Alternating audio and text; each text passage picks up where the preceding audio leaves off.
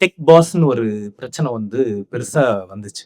Tech pass பிரச்சனை வந்து almost இன்னைக்கு இருக்கிற எல்லாருக்குமே இங்க தெரிஞ்சிருக்கும். YouTubeல வந்து அவங்க கோடிக்கணக்குல பணம் வாங்கிக்கிட்டு, அ அது விளம்பரம் அப்படின்னு சொல்லாம நம்மகிட்ட சில விஷயங்கள வந்து தள்ளிக்கிட்டே இருந்தாங்க. அதாவது நாங்க வந்து இந்த ஃபோன வாங்கி யூஸ் பண்ணோம். இது ரொம்ப சூப்பரா இருந்துச்சு அப்படின்னு சொல்லி அவங்க கிட்ட காசு வாங்கிட்டு பொய்யா பிரச்சாரம் பண்ணக்கூடியவங்களா மாறுனாங்க.